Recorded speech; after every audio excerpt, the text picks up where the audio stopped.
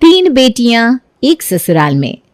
सहारनपुर शहर में राजेश अपनी पत्नी शीतल और तीन बेटियां कविता, रीना और नंदनी के साथ रहता था।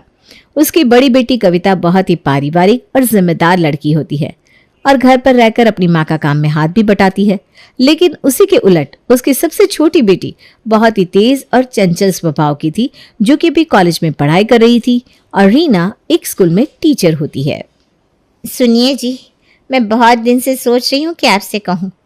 अरे तो इसमें सोचना कैसा है, बोल दो क्या कहना चाह रही हो। मुझे लगता है अब हमको अपनी बेटियों की शादी का सोचना चाहिए। अरे तू चिंता मत कर, कल कविता को देखने वाले आने वाले हैं। पड़ोस के मदन चाचा ने उनको हमारी कविता के बारे में बताया है। अच्छा जी, तो पहले क्यों नहीं बताया आपने? मेहमानों के स्वागत की बहुत सारी तैयारियां करनी पड़ेगी। अगले दिन राजेश के घर मेहमान आते हैं। शीतल उनका बहुत अच्छे से स्वागत करती है और मेहमानों के आगे 2-3 तरह का नाश्ता और मिठाई रखती है। जी, मदन चाचा ने बताया था आपके 3 बेटे हैं। हाँ जी, 2 मेरे बेटे हैं और एक मेरे छोटे भाई का बेटा है जो अभी कॉलेज की पढ़ाई कर रहा है। अरे भाई साहब, भाई का लड़का भी सगे की तरह ही तो होता है।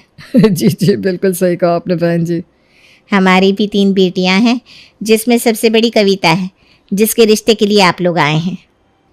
अरे तो जल्दी से लड़की को बुलाइए बहन जी, मैंने उसकी बहुत तारीफ सुनी है लोगों से। बेटा नंदिनी, कविता को ले आओ। कविता के आते ही सुमित्रा अपनी तीखी नजरों से उसका जायजा लेने लगी। वो कविता से पूछताछ करने के लिए एकदम तैयार बैठी थी। उसके लिए एक बहू को हर कसौटी पर परखना बहुत जरूरी था। नंदिनी ने भी इस सिचुएशन को समझ लिया था। तुम्हें खाना बनाना आता है ना बेटा? जी आंटी, थोड़ा बहुत आता है, मम्मी ने सिखाया है। थोड़ा बहुत से काम नहीं चलेगा, हमारे घर में हर दिन कुछ नया खाना बनता है। क्या क्या बना लेती हो? अरे आंटी जी, सारा काम बहू मायके में ही सीख लेगी तो ससुराल वाले उसको क्या सिखाएंगे? नंदिनी की बात को सुनकर सबको हंसी आ जाती है। सुमित्रा ने फिर गंभीरता से कविता की तरफ देखा। अब उसकी अगली परीक्षा थी घर के नियमों और अनुशासन को लेकर। घर के कामकाज में कोई आलस नहीं चलेगा। सुबह 5 बजे उठकर सब काम समय से करना होता है। तुमने यह सब पहले किया है क्या? जी, मैं मम्मी के साथ घर के काम में हमेशा हाथ बटाती हूँ। हमारी बहुएं तो पूरे घर का काम खुद ही करती है, कोई मदद नहीं होती। तुम इतनी मेहनत कर सकोगी ना? आंटी जी, आप तो कविता को सुपर वुमन बनाने में लगी हैं क्या? अरे बेटा नंदिनी, तुम्हारे सवाल से तो मैं भी सोच में पड़ गया। ठीक है, लेकिन मेरी बहू को अनुशासन में तो रहना ही पड़ेगा। जी आंटी। सुमित्रा अब समझ गई कि कविता एक जिम्मेदार बहू बनेगी। अब कविता और मनोज की शादी पक्की हो गई। घर में खुशी का माहौल था और नंदिनी की मजाकिया बातें माहौल को और भी खुशनुमा बना रही थी। आकाश, मुझे लगता है तुमको आंटी से बात कर लेनी चाहिए। अरे नंदिनी, तुम ऐसे मुझसे बात या इशारा मत करो ना, वरना यहाँ सबको शक हो जाएगा कि हम दोनों एक दूसरे को जानते हैं। अरे यार आकाश, तुम इतना डरती क्यों? मैं बोल रही हूँ ना, अभी बात करो। अरे ठीक है, करता हूँ, पर तुम बीच में कुछ मत बोलना। अरे हाँ बाबा, ठीक है। अब घर में सबसे ज्यादा चर्चा का विषय आकाश और नंदिनी की गुपचुप प्रेम कहानी थी, जो धीरे धीरे खुलने वाली थी। आकाश अब और छिपा नहीं सकता था। वो सबके सामने अपनी बात रखने के लिए तैयार था। घर में सब रिश्तेदार मौजूद थे, माहौल खुशनुमा था, लेकिन आकाश के मन में बेचैनी साफ झलक रही थी। मम्मी पापा, मुझे आपसे कुछ कहना है। क्या बात है आकाश, आज तू इतना परेशान क्यों दिख रहा है? वो मैं और नंदिनी हम दोनों एक दूसरे से प्यार करते हैं। पूरे घर में एक पल के लिए सन्नाटा छा गया। सभी हैरानी से आकाश और नंदिनी की तरफ देखने लगते हैं। क्या कहा? ये बात तुम दोनों ने हमें पहले क्यों नहीं बताई? ये क्या तमाशा है? आंटी जी, हम डर रहे थे कि आप सब क्या कहेंगी। अरे भाई, ये तो फिल्मी सीन निकला। वाह, ये तो बड़ा ड्रामा हो गया, हमें कुछ भनक तक नहीं लगी। सुमित्रा ने एक तीखी नजर नंदिनी पर डाली, जैसे उसकी हरकत को तौल रही हो, लेकिन फिर उसने आकाश के चेहरे पर सच्ची भावनाएं देखी। उसके अंदर की सांस सख्त थी, पर अपने बेटे की खुशी से ज्यादा कुछ नहीं था। उसने थोड़ी देर सोचा, लेकिन आखिरकार हंसते हुए सबके सामने अपनी सहमति दे दी। ठीक है, अब चुप क्या हो? अगर प्यार किया है तो शादी भी कर लो। सच मम्मी, अब मान गई? अरे हाँ आकाश, सुमित्रा दीदी मान गई है, वरना तुम्हारी हालत पतली कर देती। अब प्यार किया है तो निभाना तो पड़ेगा ही। देखा, आंटी जी भी हमारी टीम में आ गई। अभी माहौल ड्रामेबाजी से शांत ही हुआ था कि रिश्तेदारों ने सोहन को छेड़ना शुरू कर दिया। सोहन पहले से ही अपनी कुर्सी पर बेचैन बैठा था, जैसे उसे कुछ अनहोनी का डर सता रहा हो। अरे सोहन भैया, इतने बेचैन ना हो, अब सिर्फ तुम ही बचे हो, और खुशी की बात यह है कि तुम्हारे लिए हमने लड़की पहले से देख रखी है। क्या कौन है वो लड़की और कहाँ की है, और आप सबने मुझसे क्यों छुपाया? सोहन के इतने सवालों से उसकी हैरानी और परेशानी साफ झलक रही थी। तभी राधिका मजे लेकर बोली, अरे अरे सोहन, इतने घबरा क्यों रहे हो? लड़की तो वही है जो तुम्हारे साथ कॉलेज में पढ़ाती है। सोहन का चेहरा एकदम सफेद पड़ गया। कमरे में अचानक चुप्पी छा जाती है। सबकी नजरें सोहन की तरफ थी। मेरे साथ कॉलेज में पढ़ाती वो कौन है? वो लड़की यही बैठी है, जेठ जी और मेरे होने वाले जीजा जी। आप मुझे जेठ जी और जीजा जी क्यों बुलाई हो? अरे बुद्धू, क्योंकि वो लड़की कोई और नहीं बल्कि रीना ही है। क्या रीना? जी हाँ, मैं ही वो लड़की हूँ जिसे सबने आपकी दुल्हनिया बनने के लिए चुना है। रीना का ये अंदाज देखकर पूरा घर हंसी के ठहाकों से गूंज उठा। सोहन ने सर झुका लिया। इसका शर्माना सबके सामने मजाक का कारण बन गया। वो ये सोचकर परेशान था कि कहीं कोई और लड़की ना हो, लेकिन रीना का नाम सुनते ही उसकी जान में जान आ गई। तो सोहन, अब हमें भी बता दो, कुछ और राज छुपा रखे हो तो। अरे नहीं ताऊ जी, अब तो सबके सामने आ ही गया। अरे वाह, एक एक करके सब अपने दिल की बातें कह रहे हैं और सबके कारनामे एक साथ बाहर आ गए। अब तीनों भाइयों की शादी तीनों बहनों से होंगी, और वो भी एक साथ। कितना शुभ संयोग है ये।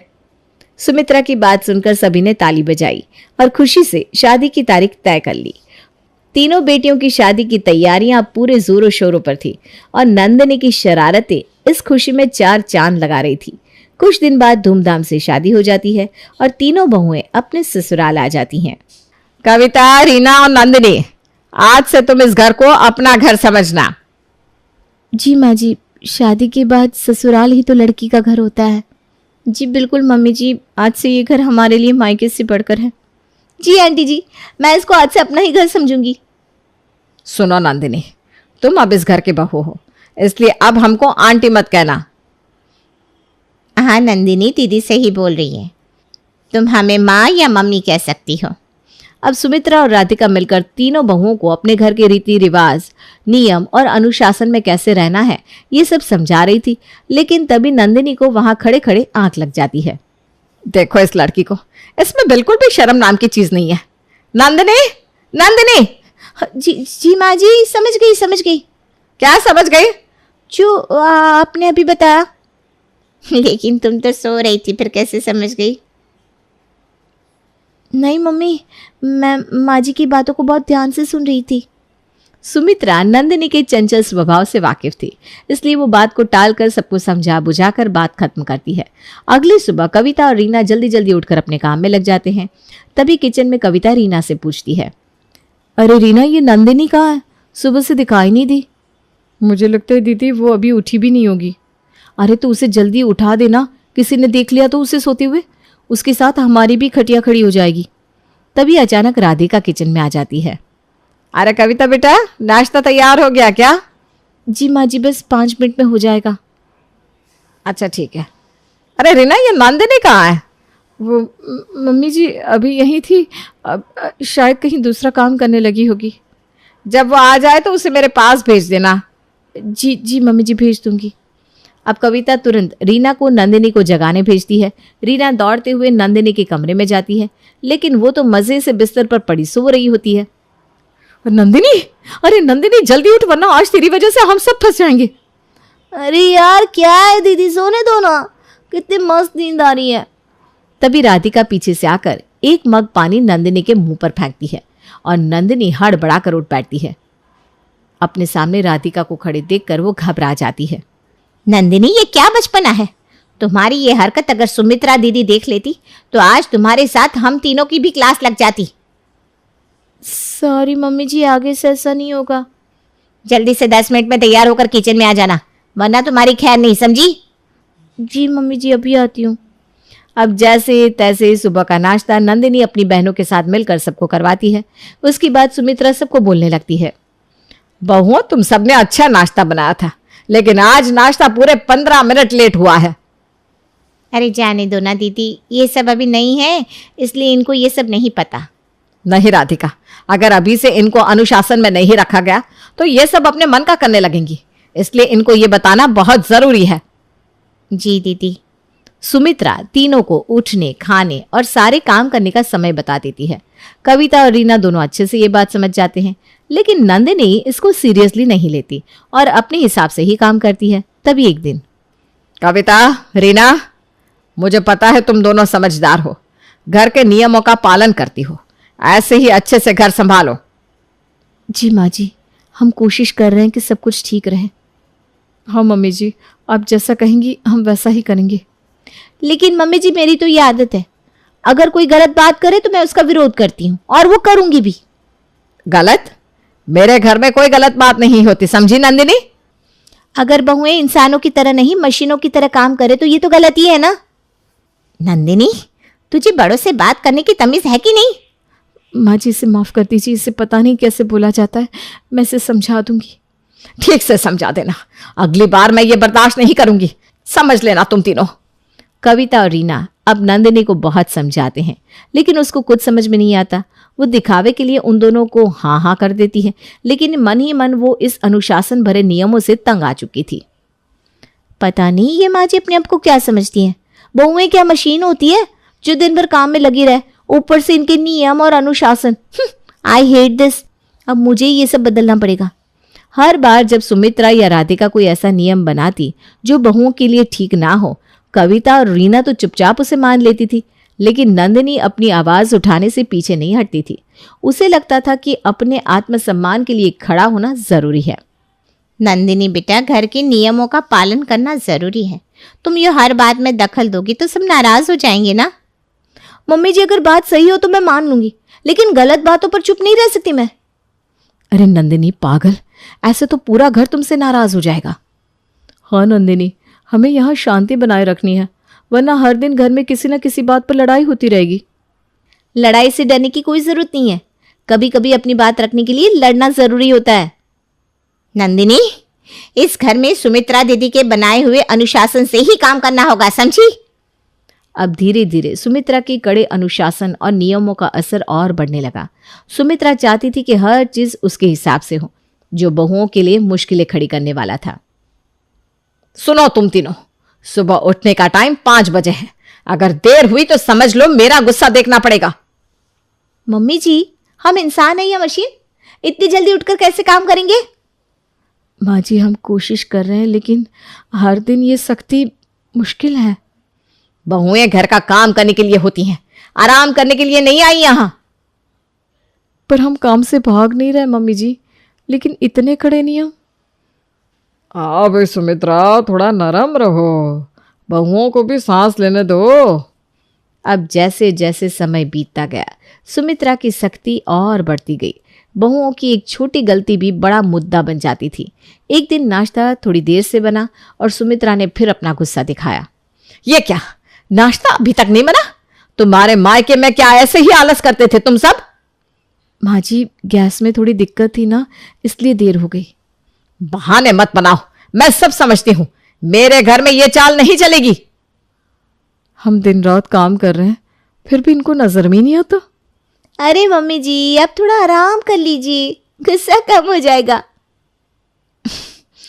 हाँ सुमित्रा दीदी, ऐसे तो बहुएं घर से भाग जाएंगी। एक दिन काजल सुमित्रा से कॉलेज पिकनिक पर जाने के लिए कहती है, लेकिन सुमित्रा उसको डांट कर चुप करवा देती है। अब नंदिनी ये सब सुनकर मौके का फायदा उठाकर काजल को अपनी टीम में लेने का सोच लेती है। अरे क्या हुआ काजल, तुम रो क्यों रही हो? नंदिनी भाभी, मैं पिकनिक पर जाना चाहती थी, पर मम्मी ने मना कर दिया। बोलती है ये सब फालतू काम ना करो, घर का काम सीखो। मम्मी जी को वैसा नहीं करना चाहिए था। बेटियां मायके में नहीं तो क्या ससुराल में पिकनिक पर जाएंगी? और हमारी हालत तो तुमने देखी है ना, बस सास का हुक्म मानते रहो। सच कहा भाभी, ससुराल में बहुएं बंधुआ मजदूर बना दी जाती है। हाँ काजल, हमारी कोई मदद भी नहीं करता कि मम्मी जी को समझाए कि ये घर है, जेल नहीं। इतने सख्त नियम क्यों आए भैया? पर भाभी अब तुम चिंता मत करो, मैं माँ से बात करूंगी, हम लोग मिलकर इन नियमों को बदल देंगे। ये हुई ना बात काजल। देखो, रोने से ना कुछ नहीं होता, अपने हक की लड़ाई लड़नी ही पड़ती है। एक दिन सुमित्रा सुबह सुबह नंदिनी को ताने मारने लगी, जिससे परेशान होकर नंदिनी ने काम करना छोड़ दिया तो सुमित्रा उस पर भड़क उठी। नंदिनी, ये क्या हरकत है? काम छोड़कर बैठ गई? हाँ मम्मी जी, छोड़ दिया। कोई इंसान इतने काम नहीं कर सकता जितना आप चाहती हो। नंदिनी सही कह रही है मम्मी जी, हर चीज में केवल अपनी ही चलाना सही नहीं है। मेरे घर में मेरी ही चलती है और हमेशा चलेगी।